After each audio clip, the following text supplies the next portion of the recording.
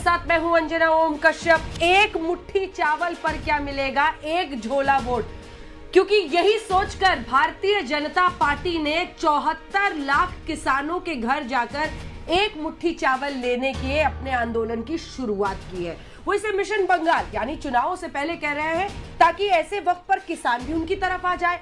किसानों को यह भी लगे कि देखिए उनके दरवाजे पर बीजेपी के अध्यक्ष पहुंच रहे हैं, यह भी लगे कि देखिए बीजेपी कैसे किसानों के घर पर हाथ फैलाए हुए पहुंच रही है, ताकि नए सिरे से एक संपर्क, एक रिश्ता किसान और बीजेपी का बने, ताकि वो परेशानी भी जो केंद्र में किसान आंदोलन के साथ दिल्ली में, राजधानी में है, उस पर भी जरा पानी पड़े। और दूसरी तरफ वो चुनाव जिसे सबसे बड़ा इम्तिहान भारतीय जनता पार्टी मान रही है, वो पश्चिम बंगाल की लड़ाई, जिसमें अमित शाह से लेकर बीजेपी अध्यक्ष ने पूरी ताकत झोंक दी है।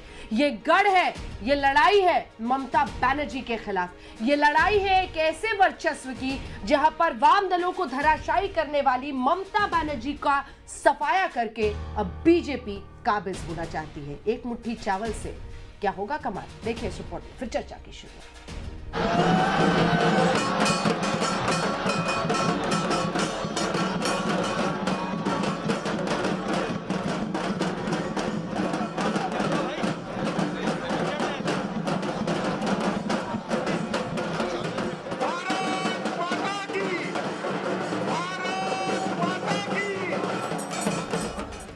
भिक्षाटन पर निकले हैं बीजेपी अध्यक्ष। घर घर मांग रहे हैं मुट्ठी भर चावल। भले ही दिल्ली में किसानों का आंदोलन 45वें दिन भी सवाब पर है, लेकिन जेपी नड्डा बंगाल के किसानों के दर पर है। कार्यक्रम की शुरुआत हुई धान का कटोरा के नाम से मशहूर बर्धमान से। जेपी नड्डा ने बैक टू बैक 5 किसानों के घर जाकर एक एक मुट्ठी चावल मांगा। किसानों को साधने के लिए नड्डा ने ममता सरकार पर निशाना साधा और कहा कि दीदी ने किसानों का हक मारा है। किसानों की जो डिमांड्स है उसके प्रति भारतीय जनता पार्टी एनडीए की सरकार बहुत ही संवेदनशील है। क्लॉज बाय क्लॉज हम चर्चा करने के लिए तैयार हैं और उनकी कोई जेन्युइन समस्याएं हैं तो उसको हम सॉल्व करने के लिए भी तैयार हैं और उसके लिए वार्ता चल रही है। जिन किसानों के घर नड्डा पहुंचे उनमें से एक घर में खाना भी खाया। बंगाली थाली सजी, भात के साथ दूसरे व्यंजन भी परोसे गए। मकसद साफ है कि किसानों के दिलों में बीजेपी के लिए घर बनाना। बंगाल चुनाव से पहले बीजेपी ने एक मुट्ठी चावल कैंपेन की शुरुआत की है। पश्चिम बंगाल के 23 जिलों के 74 लाख किसानों के घर बीजेपी कार्यकर्ता जाएंगे। सभी के घर से एक एक मुट्ठी चावल इकट्ठा किया जाएगा। यह कार्यक्रम 24 जनवरी तक चलेगा। इसके बाद बीजेपी 25 से 30 जनवरी के बीच कम्युनिटी किचन के जरिए लोगों के लिए भोज का आयोजन करेगी। बीजेपी के राष्ट्रीय अध्यक्ष जेपी नड्डा इस समय पश्चिम बंगाल में जगह जगह यानी कि 5 घरों में जाकर पहले तो चावल ले रहे हैं और उसके बाद एक मुट्ठी चावल के साथ किसानों के साथ एक साथ जुड़ने का प्रयास कर रहे हैं। बीजेपी ये बखूबी जानती है कि बंगाल को अगर जीतना है तो 74 लाख से अधिक किसानों को एक साथ लाना होगा और इन सब के बीच में जब पार्टी के कार्यकर्ता और उनके खुद के आला अध्यक्ष सब एक साथ आ रहे हैं तो उस बीच में एक और जहां पर्ची लगा रहे हैं कि यहाँ पर वो आए थे और उसके साथ साथ कि इस घर से, इस मकान से उन्होंने चावल लिया है और उसके साथ इस चावल के साथ वो एक मुट्ठी चावल लेकर जा रहे हैं। नड्डा ने रोड शो के जरिए भी बीजेपी की ताकत दिखाई है। उन्होंने कहा कि ममता सरकार के दिन पूरे हो गए। बीजेपी अध्यक्ष ने बीजेपी सरकार बनने का दावा भी ठोक दिया। आज लोग बाहर सड़कों पर आकर स्वागत के साथ साथ मन बना चुके हैं। ममता को उखाड़ फेंकना है, भारतीय जनता पार्टी को लाना है। बंगाल के एक दिन के दौरे पर जेपी नड्डा की शुरुआत राधा गोविंद मंदिर से हुई। वहां मत्था टेका। इस मौके पर कैलाश विजयवर्गीय भी साथ थे।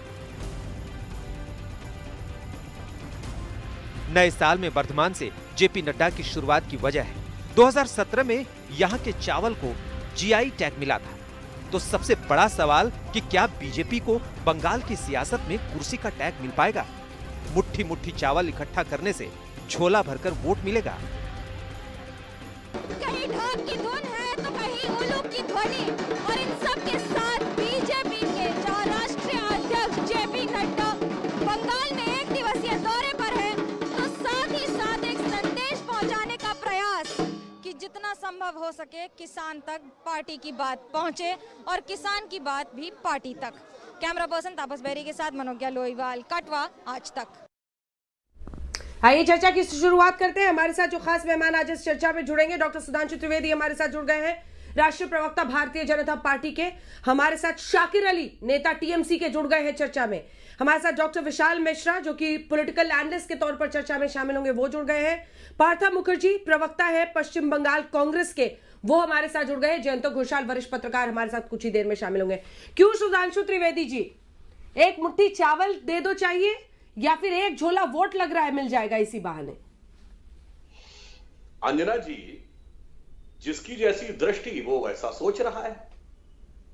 एक मुट्ठी चावल ही एक मुट्ठी चावल नहीं है। ये बताइए, महात्मा गांधी ने नमक सत्याग्रह का नमक बनाने के लिए किया था ना?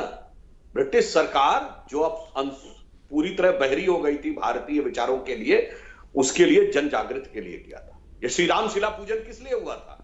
ऐसा नहीं कि एक एक ईंट इकट्ठा करनी थी, एक एक ईंट के साथ सहभागिता करनी थी, उस बिंदु के साथ जोड़ना था। आज नड्डा जी ने जो किया है, ये एक संकल्प है।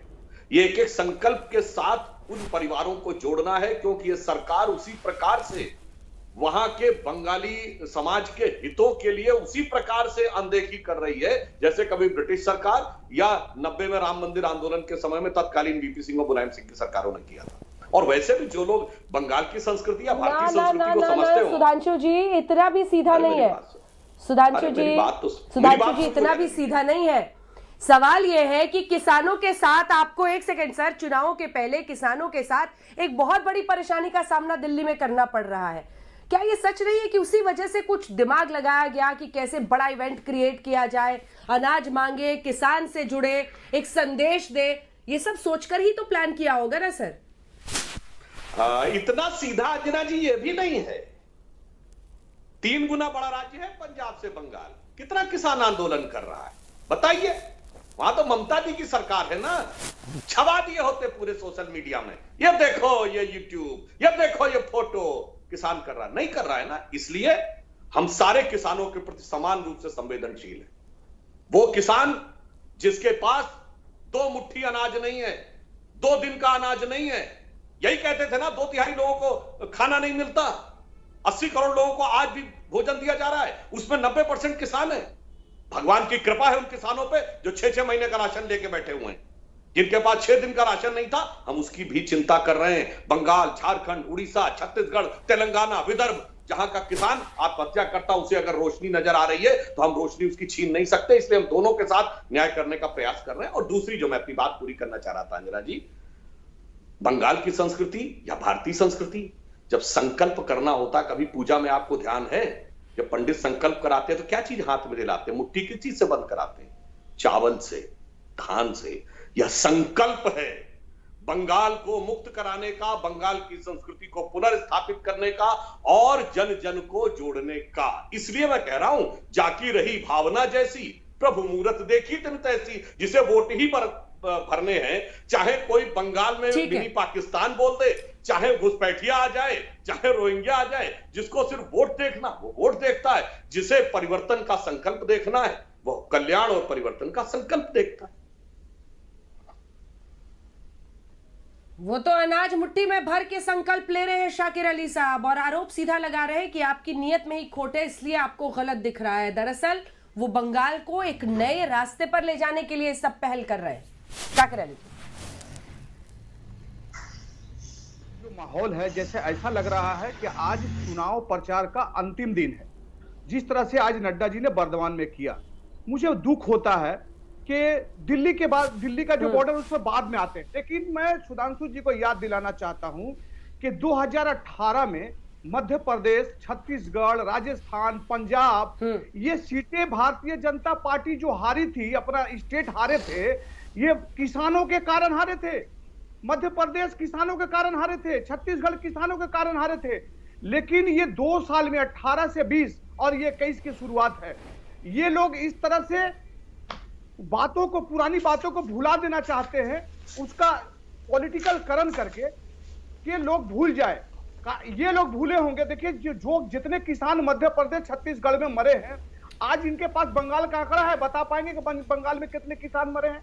अंजना जी, ये आज यहाँ बंगाल में नड्डा जी किसान के साथ में आके ये दिल्ली के जो बॉर्डर पर बैठे हुए किसान हैं उनको ये कुछ मैसेज देना चाहते हैं, जो कुछ दिनों बाद उन समझ में आएगी बात कि ये बताना क्या चाहते हैं। ये बताना चाहते हैं किसानों को कि हम इनके पास हैं, इनके पास किसी मंत्री या कैबिनेट के किसी भी संतरी का पावर नहीं है, हिम्मत नहीं है कि वो बॉर्डर पर जाए और उनका दुख दर्द को समझे और उनके हाल को पूछे, जहां 57 लोग मर गए हैं। बताइए, आज दिल्ली की सरकार जहां पर बच्चे बूढ़े मिला के 57 लोग मरे हैं, 50-57 लोग मरे हैं, वहां जाना चाहिए कि बंगाल में किसानों के घर में मुट्ठी भर अनाज मांगने के लिए आना चाहिए। अरे वहां देखिए, जहां पर लोगों को अनाज की जरूरत है, जहां पर लोगों की तिरपाल की जरूरत है, जहां लोग सड़कों पर बैठे हुए हैं, पानी की जरूरत, अंजना जी 1 मिनट, पानी की जरूरत है। देखिए, ये सिर्फ बंगाल में एक मुट्ठी चावल मांगने पर रोक तो नहीं है ना रोक नहीं है शाकिर जी, एक मुट्ठी चावल मांगने पर बंगाल में रोक तो नहीं है, क्योंकि आप तो उनके आधा से ज्यादा रैलियों पर ही रोक लगा देते हैं, बाहरी कह देते हैं बीजेपी वालों को, असदुद्दीन ओवैसी आपको वैसे ही जहर दिख रहे हैं। एक लेवल प्लेइंग फील्ड तो दीजिए, या फिर खुद ही अपने दम पर वहां भगवान बने रहिएगा। तमाम राजनीतिक पार्टियां आएंगी ना। एक सेकंड शाकिर जी, आपने पहली लाइन ही कही कि वो ऐसे चुनाव लड़ रहे हैं जैसे आज आखिरी दिन है। अरे यही तो उनका हुनर है, यही तो उनकी ताकत है। वो हर चुनाव में ऐसे ही लड़ते हैं जैसे एकदम अंतिम लड़ाई है उनकी, पहली लड़ाई है, आखिरी लड़ाई है, फिर अगले चुनाव की तैयारी, जिस दिन जीतते हैं उस दिन शुरू कर देते हैं। एक तरफ देश की समस्या को देखना चाहिए, इनको तो सत्ता चाहिए। इनको सुनिए, यहाँ हम लोग चावल बंगाल में ममता बनर्जी फ्री कर दी है, इनको फ्री में क्या 10 मुट्ठी चावल मिलेगा, लेकिन वोट नहीं मिलेगा मैडम, वोट नहीं, इनको नहीं मिलेगा। बता देते, बोलिए। 10 मुट्ठी चावल ले लीजिए सुधांशु जी, वो कह रहे हैं वोट नहीं मिलेगा। शाकिर अली जी ने जो बोला, हम अगर सिर्फ वोट के लिए सोचते हैं शाकिर अली साहब, तो 2014 में सरकार बनने के बाद 15 अगस्त के दिन प्रधानमंत्री जनधन योजना और अन्य की शुरुआत नहीं करते। अरे जब सरकार बनी थी, वोट की बात तो 5 साल दूर थी। हम वोट के लिए विचार नहीं करते, हम उन सारी चीजों के लिए विचार करते हैं जो राष्ट्र के हित में कल्याणकारी हैं। ये समझिएगा। अभी आपने बड़ी बेहतरीन बात कही, 2018 किसान की वजह से हारे थे। जरा बगल में पार्थ मुखर्जी बैठे हैं कांग्रेस के, पूछ लीजिए। और अंजना जी, 2018 के चुनाव परिणाम के बाद के अपने चैनल के वो निकाल के देखिएगा, कांग्रेसी छाती ठोक ठोक के कर रहे थे, राहुल गांधी जी ने हरा दिया, सोनिया जी और राहुल गांधी के कुशल नेतृत्व ने हराया। ये गजब का ये लोग पलटी मारते हैं भाई। जैसे अपने घोषणा पत्र में कुछ और लिख के किसानों के बारे में सब राहुल गांधी ने हराया, सब किसानों ने हरा दिया। और आपने बड़ा अच्छा याद दिला दिया, उस समय क्या बोला था कांग्रेस ने? राहुल जी का वो जरा वीडियो क्लिप देखिएगा, 1 2 3 4 5 6 7 8 9 10 दिन में अगर सारा कर्जा माफ नहीं हुआ तो इनको निकाल बाहर कर दूंगा। क्या हुआ? कर दिया सारा माफ। आज तो 2 साल हो गए। बेरोजगारी भत्ता दे देंगे 5000 रुपया, दे दिया राजस्थान और छत्तीसगढ़ में। आज 2 साल हो गए। शाकिर अली जी, आपने बहुत अच्छा याद दिलाया। लिखते कुछ हैं, करते कुछ हैं, कहते कुछ हैं, करते कुछ हैं, कहते कुछ हैं, लिखते कुछ। इसीलिए आज राजनीति में विश्वसनीयता का संकट बन गया है, क्योंकि आप लोग ईमानदारी से किसी एक चीज के लिए रहते हैं। और हम वो हैं जो श्यामा प्रसाद मुखर्जी के जमाने से लेकर आज तक जिन मुद्दों को लेकर खड़े थे, उन्हीं मुद्दों को लेकर खड़े हैं। चाहे हमारी हैसियत कुछ न रही हो, चाहे हमारी हैसियत महत्वपूर्ण रही हो, चाहे आज हम सत्ता में हैं। ये अंतर है क्राइसिस ऑफ क्रेडिबिलिटी में आज विपक्ष के प्रति और मोदी जी के नेतृत्व में भारतीय जनता पार्टी के प्रति। सुधांशु भैया, ठीक है, इससे जाकिर जी 2 लाइन में आप जल्दी से जवाब दीजिए, फिर पार्था जी के पास चलेंगे। श्यामा प्रसाद मुखर्जी का यही लाइन था कि तृणमूल कांग्रेस के नेताओं को लेकर बंगाल भारतीय जनता पार्टी का पूर्ण निर्माण करें। क्या ये चोर चोट्टा को लेके, डकैत को लेके, ये लोग को लेके सरकार अपने भारतीय जनता पार्टी बंगाल का चेहरा बनाएंगे? ये श्यामा प्रसाद भाषा का ख्याल रखें, भाषा का ख्याल रखें प्लीज आप भाषा का ख्याल। देखिए, मैं सिर्फ एक बात कहूंगा, संयमित मर्यादित शब्दों में बात कही जा सकती है। मान्यवर, ये तृणमूल कांग्रेस तो कांग्रेस से निकली थी ना, फिर आपने लेफ्ट से ही तो छीना था ना। इसलिए हम कह रहे हैं, हम तो ओरिजिनल अपनी जगह पे खड़े हैं, जहां थे वहीं हैं। ये तो कांग्रेस का हिस्सा थी ना उस समय 52 में, वो कांग्रेस जिसको एलन ऑक्टेवियम ह्यूम ने बनाया था। ऐसे लोगों को ले रहे हैं जो करप्शन के चार्जेस में ऑक्टेवियम ह्यूम ने बनाया था, जो ब्रिटिश सरकार में सेक्रेटरी थे। और ना पता हो तो बता दे, कॉमर्स के भी सेक्रेटरी थे, एग्रीकल्चर के भी सेक्रेटरी थे, यानी जैसे आज सेक्रेटरी भारत सरकार होते हैं। तो ये आप तृणमूल उनके को हिस्से थे, हम स्वतंत्र भारत के प्रथम बलिदानी नेता के हिस्से थे, जो वो हमारे संस्थापक होते हैं, जिन्होंने बंगाल के सपूत होकर कश्मीर में देश की एकता के लिए जाकर अपने प्राण दिए थे। तो जमीन आसमान का अंतर है, आपकी शुरुआत और हमारी शुरुआत, इसीलिए आपकी सोच और हमारी सोच। ठीक है,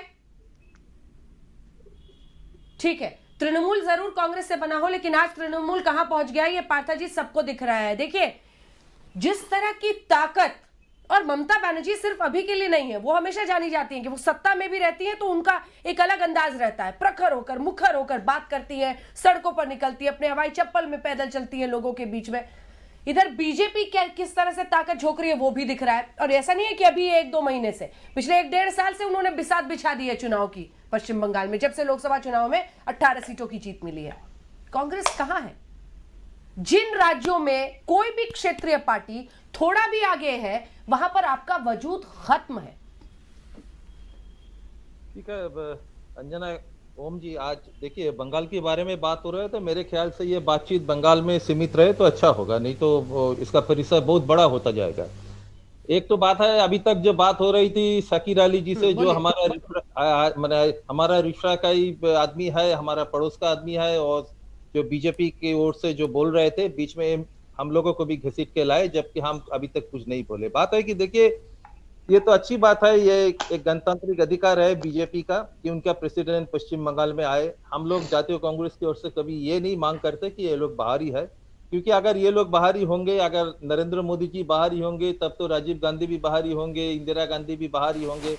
मेरा ये प्रश्न है कि ममता जी की इन लोग को भी क्या बाहरी कहेंगे, जिन लोगों ने उनको आगे बढ़ाया राजनीति में।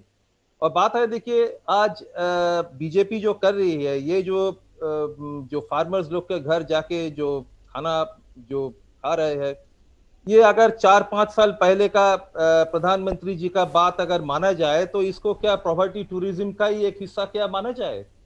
ठीक है, तो चल रहा है। आज 70 लाख मुट्ठी भर 70 लाख मुट्ठी चावल देने का ये लोग, आपने पॉवर्टी टूरिज्म कहा, पॉवर्टी टूरिज्म नाम दे रहे हैं आप इसे। ये मेरा बात नहीं है, मैंने रेफर किया प्रधानमंत्री जी का बात। वो एक जमाने में राहुल गांधी जब एक घर में गए थे तो उनको पॉवर्टी टूरिज्म कहते। तो जाइए, ठीक है। बात है कि देखिए अभी जो प्रॉब्लम है बंगाल में, ये एक तरह से तो जो बीजेपी के प्रवक्ता है उनका बात भी सही है, क्योंकि पश्चिम बंगाल में जो कृषक है उसका हालात खराब है। ये बात कतई ठीक नहीं है कि पश्चिम बंगाल में आज का जो फार्म जो बिल है ये लेकर के कोई चर्चा नहीं है, ये बात गलत है, क्योंकि पश्चिम बंगाल दिल्ली से इतना दूर है, आपको इतना दूर से दिखाई नहीं देगा, गांव-गांव का बात इतना दूर से नहीं दिखाई देगा। मतलब कि हरियाणा, पंजाब, यूपी, ये सब राज्यों के कृषक को आपको माने आपका एकदम आंख का नजर के एकदम सामने है। बंगाल बहुत दूर है, लेकिन प्रॉब्लम इधर भी है। प्रॉब्लम क्या है देखिए, ठीक है, लेकिन मान्यवर जो सवाल मैंने पूछा था उसका भी जवाब दे दीजिए। हाँ, वो ठीक है। बात है कि कल ही हम लोगों ने एक बहुत बड़ा जुलूस निकाला था, ये सारोदा और नारोदा लेकर के। आप देखिए जो हुआ, सारोदा और नारोदा क्या हुआ, जो आदमी जो नेता टीएमसी की ओर से सारोदा और नारोदा में देखा गया कि तवाले में मुड़ कर लेकर के पैसा ले रहा है, रुपया ले रहा है, ये सब एक एक करके आज बीजेपी में जा रहा है। मतलब बीजेपी सब उन्हीं को ले रहा है और बोल रहा है कि हम लोग करप्शन के अगेंस्ट में लड़ाई करेंगे, टीएमसी का करप्शन के अगेंस्ट में लड़ाई करेंगे। किसको लेकर के लड़ाई करेंगे? ना जो करप्शन किए हैं उन लोगों का जो छवि है, जो बीजेपी तो अपने आप को वॉशिंग मशीन कहती है, सबकी धुलाई कर देती है, ठीक है, लेकिन आप फिर भी मेरे सवाल का जवाब नहीं दे रहे हैं। मैं आपसे ये पूछ रही हूँ कि क्या जिस तरह से जेपी नड्डा हो, अमित शाह हो, आप कैलाश विजयवर्गीय को देखिए कितने देर से यहाँ पर बंगाल में बैठे हुए हैं। मुझे बताइए ना सर, आपका कौन सा केंद्रीय नेता आ रहा है, क्या स्ट्रैटेजी है आपकी, क्या कुछ करने वाले हैं? हमारा जितिन प्रसाद जी इधर है, वाम फ्रंट के साथ हमारा बातचीत चल रहा है, फाइनल स्टेज में है, ये हमारा गठबंधन होने वाला है। आपको याद दिलाना चाहता हूं मैं कि 2016 में इस गठबंधन को 8% वोट मिला था। तो मतलब टीएमसी और बीजेपी दोनों का खिलाफ जो एक हिस्सा है, बहुत बड़ा हिस्सा है, अब हम उसी को लेकर के आगे बढ़ेंगे, ये मेरा दावा है। ठीक है, जयंत घोषाल, क्या ऐसा वाकई होगा जिस तरह का दावा कर रहे हैं पाठा जी? और साथ ही सवाल यही उठता है कि एक से एक बड़े बड़े मुद्दों की बात डॉक्टर सुधांशु त्रिवेदी कर रहे हैं, लेकिन सवाल यही है कि आप अल्टीमेटली तो दूसरी पार्टी के लोगों को ले रहे हैं। आप कहते हैं आप ऐसी वॉशिंग मशीन है जिसमें सबकी धुलाई हो जाएगी, सारे पवित्र पावन करप्शन फ्री हो जाएंगे, और फिर आप उसी से हमला बोलेंगे टीएमसी पर।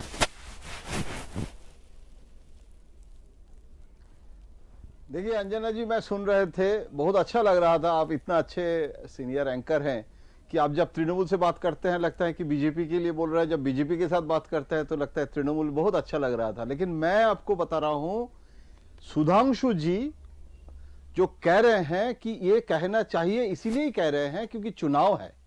तो चुनाव के समय राजनीतिक जो है, सफल राजनीतिक है सुधांशु जी, बहुत अच्छा बोलते हैं, राजनीति करना ही काम है। लेकिन मेरा सवाल है कि अभी इस समय कांग्रेस, जैसे आप कह रहे थे, कांग्रेस और लेफ्ट, पश्चिम बंगाल में मैं 35 साल मेरा अनुभव है, अभी इतना बुरी हालत, राहुल गांधी के तो बात ही छोड़ दीजिए, वो कहां है और पश्चिम बंगाल के साथ क्या संबंध है, कुछ समझ में ही नहीं आता है। और कांग्रेस और लेफ्ट के जगह जो प्रतिपक्ष होना था, आपको ये तो मानना ही पड़ेगा कि BJP has become the main opposition. अभी बीजेपी कहां था और आज कहां है, अगर ये देखेंगे तो already BJP has achieved a lot. 3 MLA है पश्चिम बंगाल में, 18 एमपी हुआ है। तो बीजेपी के लिए 3 से 200 देखना, सपना देखना कोई बुरी बात नहीं है। लेकिन बीजेपी का जो मास्टर स्ट्रेटेजिस्ट बैठे हैं दिल्ली में, लेकिन जो अंजना जी आप मुझे पूछ रहे थे और जो कांग्रेस को भी आप बोल रहे थे, ये बड़ी बात है कि बीजेपी के जो स्टेट लीडरशिप में एक बहुत बड़ा वैक्यूम है। प्रधानमंत्री नरेंद्र मोदी लोकप्रिय नेता है, इसीलिए मोदी वर्सेस ममता बीजेपी का स्ट्रेटेजी है, ये कर रहे हैं। लेकिन ना कोई चीफ मिनिस्ट्रियल कैंडिडेट है। अगर मान लीजिए चीफ मिनिस्ट्रियल कैंडिडेट भी आप कभी करते हैं, कभी नहीं करते हैं, लेकिन कोई लीडरशिप नहीं है, उनको सूट करता है, वैक्यूम है। चुनावों के पहले तक मनोहर लाल खट्टर को कौन जानता था? हाँ, आप झारखंड की सोच लीजिए एक वक्त पर जब रघुवर दास को मुख्यमंत्री कौन जानता था? सरप्राइज स्प्रिंग करते हैं। लड़ाई हमेशा ऑपोजिशन पार्टी वर्सेस मोदी होती है राज्य में। पंडा, ये सब मिनिस्टर्स हैं। हम तो कहेंगे सुधांशु त्रिवेदी जी अच्छा एजुकेशन मिनिस्टर पश्चिम बंगाल के लिए भी बन सकता है। एक सुधांशु त्रिवेदी पश्चिम बंगाल में ढूंढ के हमको दे दीजिए, नहीं मिलेगा।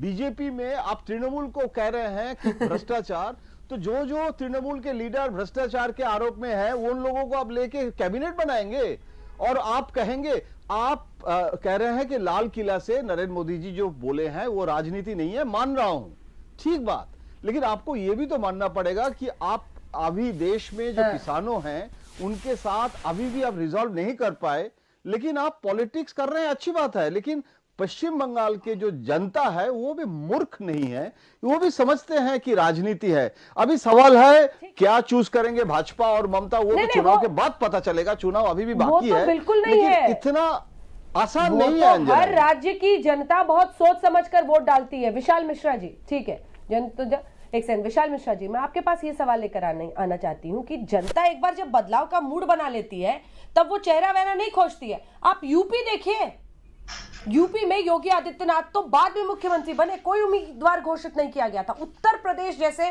बड़े राज्य में, महत्वपूर्ण राज्य में, जहां बड़े बड़े चेहरे थे दिग्गजों के, वैसे राज्य में भी चेहरा नहीं डाला। अब सवाल यह है कि जिस तरह से ये लड़ाई बीजेपी वर्सेस टीएमसी बन रही है, एक मुट्ठी चावल से उसकी कीमत मुश्किल पड़ सकती है क्या? ममता दी को देखिए अंजना जी, भारतीय जनता पार्टी विकास की बात करती है, भारतीय जनता पार्टी विकासवाद की बात करती है, तो ये लड़ाई बेसिकली विकासवाद वर्सेस परिवारवाद है। अभी यहाँ पर बैठे हुए टीएमसी के प्रवक्ता जी कह रहे थे कि बताइए बंगाल में कितने किसानों ने सुसाइड किया है, बंगाल में किसानों की स्थिति बहुत अच्छी है। तो मैं इनको बताना चाहूंगा कि एक्सीडेंटल आकाश बनर्जी की बात कर रहे हैं आप। Accidental death and suicide in India, ADSI की रिपोर्ट आई है लेटेस्ट 2019 की, जिसमें साफ साफ कहा गया है कि 12,665 किसानों ने आत्महत्याएं की हैं और अकेले पिछले साल कलकत्ता में ही 181 किसानों ने आत्महत्याएं की थी। Point number 1। Point number 2, Anjana ji, एक मुट्ठी चावल की बात नहीं है यहाँ पर। एक मुट्ठी चावल से, जैसा कि माननीय सुधांशु त्रिवेदी जी ने कहा, ये जोड़ने की बात है, ये संकल्प की बात है। आपको याद होगा जब फाहियान चंद्रगुप्त विक्रमादित्य द्वितीय के कालकाल में गुप्ता पीरियड में आए थे, चीनी ट्रेवलर, तो उन्होंने क्या कहा था? उन्होंने कहा था खिचड़ी एक यहाँ का डाइटरी एलिमेंट है जो सबको जोड़ता है। तो ये एक मुट्ठी चावल की बात नहीं, 70 लाख किसानों की बात करिए आप पश्चिम बंगाल में। इन्होंने उनको पीएम किसान योजना से वंचित क्यों रखा? उसके पीछे तर्क दिया जा रहा है कि हमारी सरकार उनको दे रही है। ठीक है, आपकी सरकार दे रही थी। अगर पीएम किसान योजना का 6000 रुपया भी मिल जाता तो उसमें वैल्यू एडिशन ही तो होता। आपने किसानों को वंचित क्यों रखा? 23 लाख किसानों ने ऑनलाइन अप्लाई किया, ना तो उनका वेरिफिकेशन हुआ और ना ही उनके लिए नोडल ऑफिसर्स अपॉइंट किए गए। एनसीआरबी का जो रिपोर्ट है पॉलिटिकल क्रिमिनल के मामले में, जो पॉलिटिकल मर्डर हो रहे हैं, वो कहता है लड़ाई एक पार्टी से हो सकती है, वो लड़ाई आप जनता पर नहीं निकाल सकते हैं शाकिर अली जी। अंजना जी, पश्चिम बंगाल में टीएमसी केवल 3 चीज के लिए जानी जा रही है। टी फॉर एक जी, ठीक है, एक सेकंड रुक जाइए, शाकिर अली जवाब दे रहे हैं क्या? हेलो शाकिर अली जी, जवाब दीजिए। शाकिर अली जुड़े हुए हैं क्या? शाकिर अली जुड़ गए मैडम, हाँ जुड़ गए। हेलो शाकिर अली जी, जवाब दीजिए।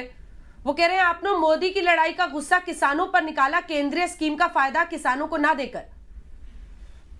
देखिए, हम ये किसानों को ये बोल रहे हैं पैसा देके वोट खरीदने का, ये एक उल्टा रास्ता है। देखिए, मैं पैसा देकर वोट खरीदने की बात नहीं की है मानवर। मैंने ये कहा है कि आपने 70 लाख किसानों को पीएम किसान योजना से वंचित क्यों रखा? आपने आयुष्मान योजना से वंचित क्यों रखा?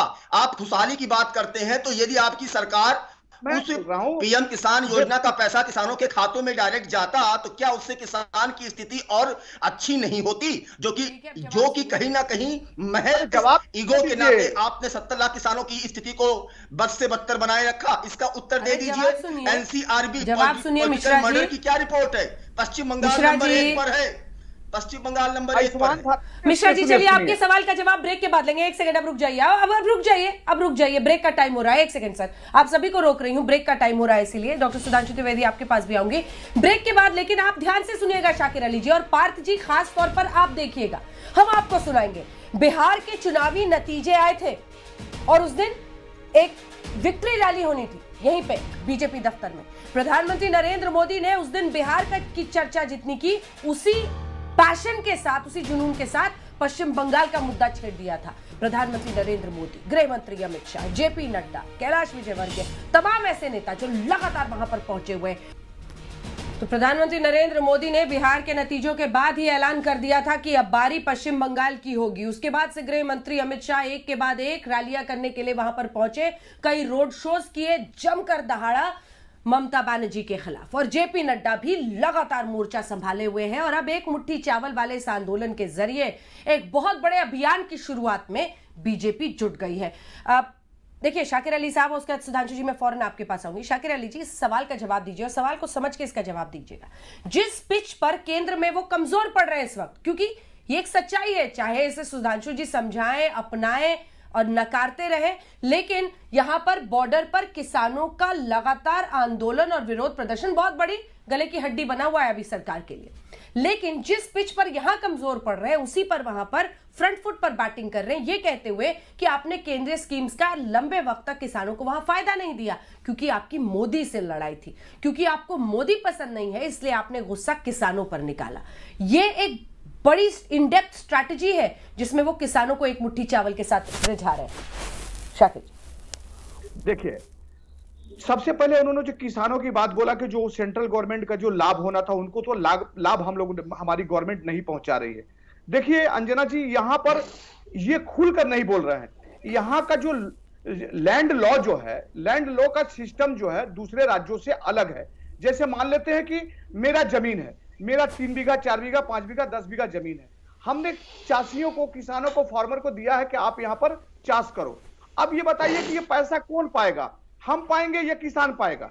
अगर ये किसान पा जाता है 2000 रुपया, फार्मर पाएंगे, तो लीगली राइट तो हमारा बनता है। तो ये पैसा ये किसको देंगे?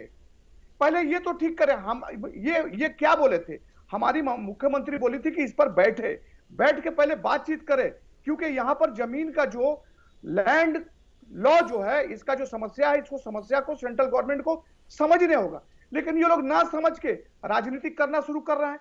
और आप जो बोल रहे हैं कि यहाँ पर बंगाल में फ्रंट फुट पर खेल रहे हैं।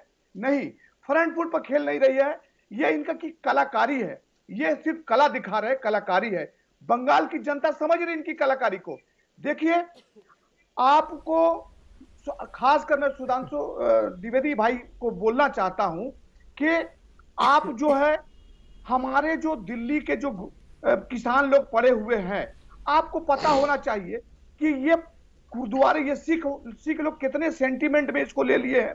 आप लोग उस गहराई तक नहीं पहुंच रहे हैं।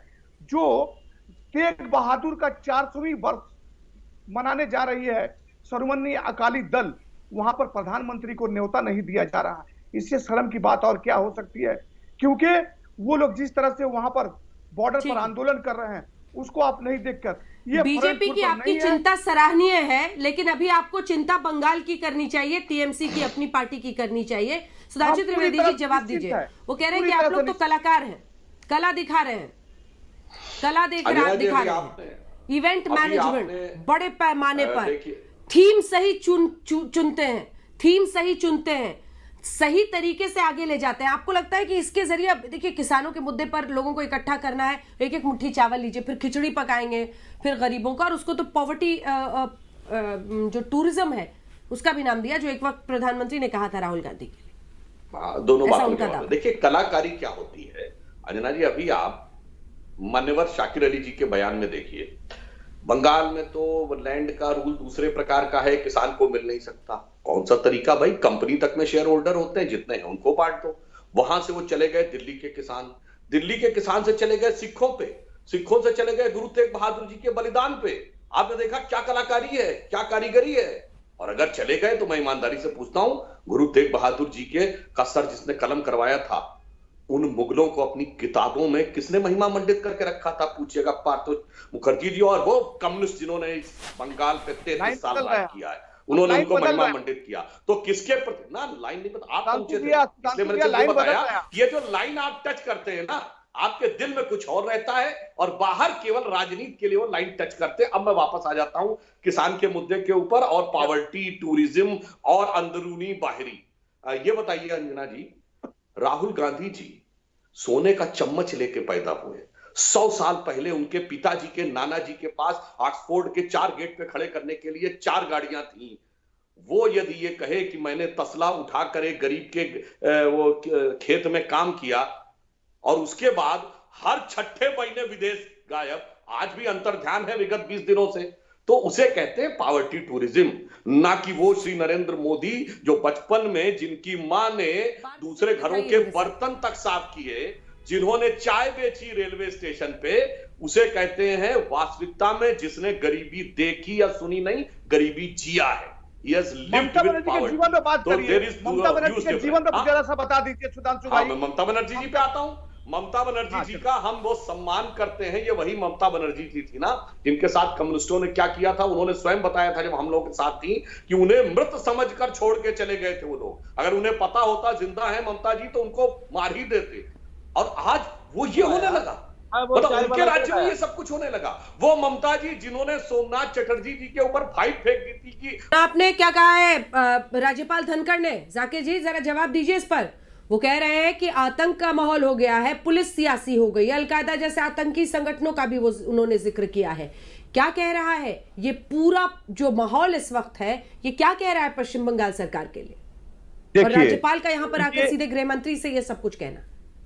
देखिए, राज्यपाल महोदय अगर दिए हैं, अगर होम मिनिस्टर को अगर रिपोर्ट दिए हैं अलकायदा से लेकर, अगर अलकायदा का कोई भी व्यक्ति अगर इस तरह का कोई अगर सूत्र से खबर मिला होगा तो इस पर चिंतन करने की जरूरत है। मैं मानता हूं कि इस पर चिंतन करने की जरूरत है और सेंट्रल और स्टेट को दोनों को मिलकर इस पर गहराई से सोचना होगा कि ऐसे से किस तरह से निपटारा किया जाए। एक दूसरी बात है कि भारतीय जनता पार्टी की पर भी उंगली उठती रही है कि जब जब कहीं कहीं चुनाव होता है, जैसे दिल्ली का चुनाव हुआ था लोकसभा का, उस पर मैं भी पीछे आता हूं। अगर इस चुनाव के लिए अगर ये अलकायदा अगर सामने में लाने की कोशिश कर रहे हैं अंजना जी, तो ये बंगाल के लिए बहुत गंभीर और प्रश्न चिन्ह है। लेकिन मैं सीधी सीधी इस पर नहीं बोलना चाहता हूं कि ये गवर्नर साहब को कहां से रिपोर्ट आ गया। देखिए, हमारे भी होम मिनिस्टर ममता बनर्जी है, ममता बनर्जी के पास में ऐसा अगर रिपोर्ट रहता तो वो प्रधानमंत्री मोदी जी को डायरेक्ट फोन करके बताते, अमित शाह जी को बात बताते, क्योंकि दीदी से तो मोदी जी का बंगाल के समस्या और ये स्टेट का समस्या लेके बातचीत होता ही रहता मुख्यमंत्री और प्राइम मिनिस्टर में। लेकिन इतनी बड़ी गंभीर आरोप वो मुख्यमंत्री से बात ना करके, उनको ना बता के अगर ये गवर्नर को बता जाके होम मिनिस्ट्री को बता रहे हैं तो ये बहुत बड़ी ताज्जुब की बात है और हम लोग इससे ला इल्म है, जानकारी नहीं है। हो सकता है कि कुछ दिनों बाद ये लोग पाकिस्तान को भी सुधांशु जी आतंकवाद को ले आए, लेकिन सवाल तो ये है कि राज्यपाल जी को इसका इल्म कैसे हो गया? गृह मंत्रालय तो चीफ मिनिस्टर के पास है, आप खुफिया एजेंसीज की बात कर लीजिए, क्योंकि अभी तक तो देश के गृह मंत्री के रूप में राजनाथ सिंह इनकार करते रहे, फिर अमित शाह भी मुझे लगता है इस बात से इनकार करते रहे कि अंतर्राष्ट्रीय आतंकी संगठनों ने भारत में गढ़ बनाया है। फिर राज्यपाल जी को कैसे पता चल गया और वो गृह मंत्री से मिलने पहुंच गए? देखिए, अभी शाकिर अली जी ने कहा कि दीदी को इसकी जानकारी होती तो वो बता देती प्रधानमंत्री और गृह मंत्री को, मगर मैं उनको याद दिलाना चाहता हूं, दीदी तो ओपनली कह चुकी हैं पब्लिक रैली में कि मैंने तो प्रधानमंत्री का फोन ही नहीं लिया, मैं तो फोन ही नहीं उठाती उनका, और इधर आप कह रहे हैं कि हम तो बात कर देते। दूसरी बात, जो राजनाथ सिंह जी गृह मंत्री थे, अमित शाह जी गृह मंत्री है, उन्होंने कहा कि ISIS और अन्य जो संगठन है इनका भारत में प्रभाव बहुत कम है, ऑलमोस्ट शून्य है, यानी कहा था कि बिल्कुल वजूद नहीं। तीसरी बात, राज्यपाल को कैसे पता लगा? अरे याद करिए, जब यूपीए की सरकार थी तो राज्यपाल ने रिपोर्ट दी थी कि कितने लोग घुसपैठ करते हैं बांग्लादेश में, सरकार कम्युनिस्ट की होती थी और राज्यपाल यूपीए यानी कांग्रेस के द्वारा अपॉइंटेड थे। और चलिए मत मानिए हमारी बात, बुद्धदेव भट्टाचार्य का बयान याद करिए, जयंतो जी इतने पुराने, उन्हें तो पता होगा, बुद्धदेव भट्टाचार्य जी ने एक्सेप्ट किया था कि वहां पर टेररिज्म के फंडामेंटलिज्म के मॉडल्स हैं। ये तो बहुत बड़ी खबर है, प्रणव दा ने भी बोला, छोड़ेंगे कैसे? तो मैं नहीं, अगर हिंदुस्तान की जमीन पर, एक सेकंड सुधांशु जी, अगर हिंदुस्तान की जमीन पर अलकायदा ने पैर रख लिए हैं तो ये छोटी मोटी खबर नहीं है कि छोड़िए हमें, छोड़िए उसे। ये तो बहुत बड़ी खबर है कि अलकायदा जैसे संगठन ने हिंदुस्तान में पैर पसारे, पश्चिम बंगाल हो कहीं हो।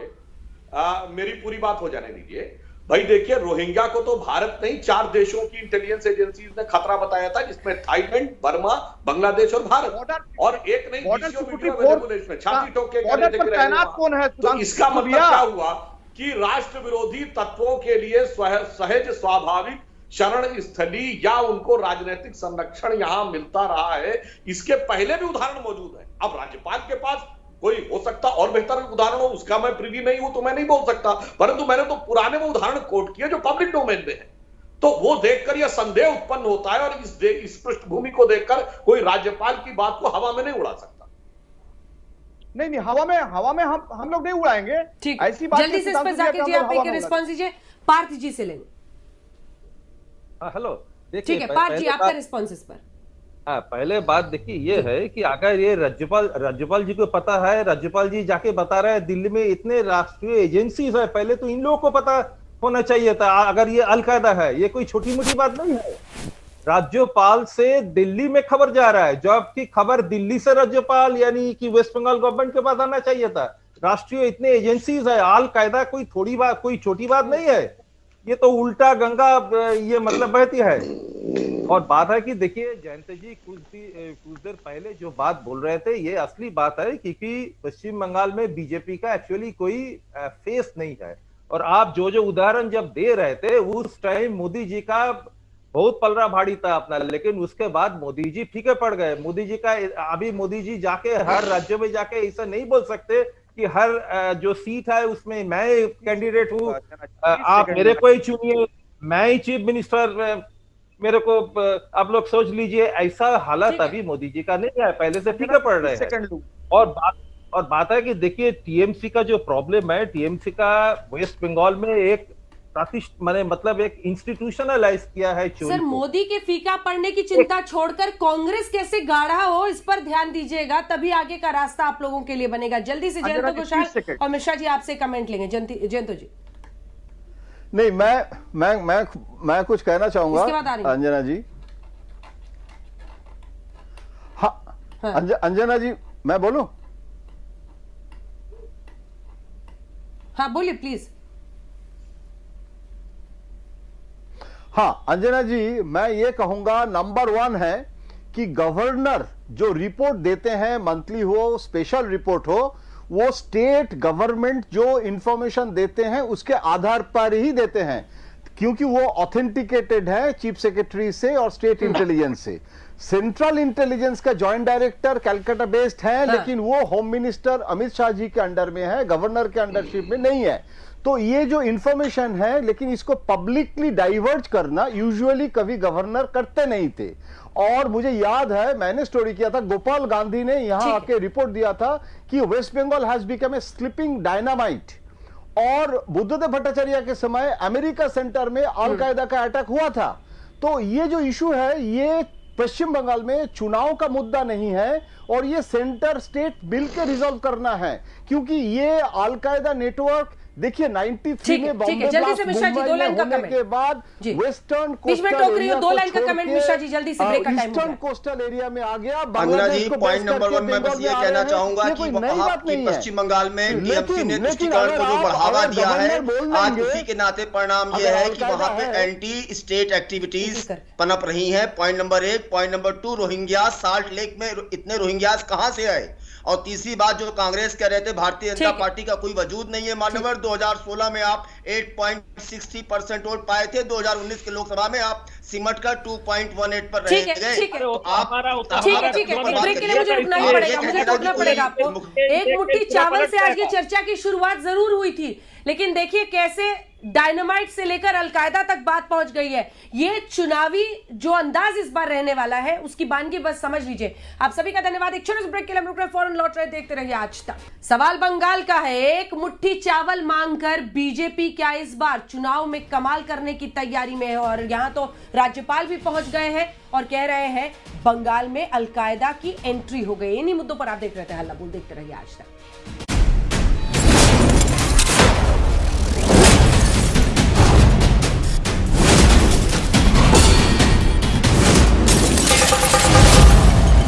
नमस्कार, मैं हूं अंजना ओम कश्यप। हमें उम्मीद है ये वीडियो आपको पसंद आया होगा। लेटेस्ट खबरों के लिए यूं ही देखते रहिए आज तक, और इस वीडियो के पसंद आने पर लाइक, शेयर एंड सब्सक्राइब करना ना भूलें।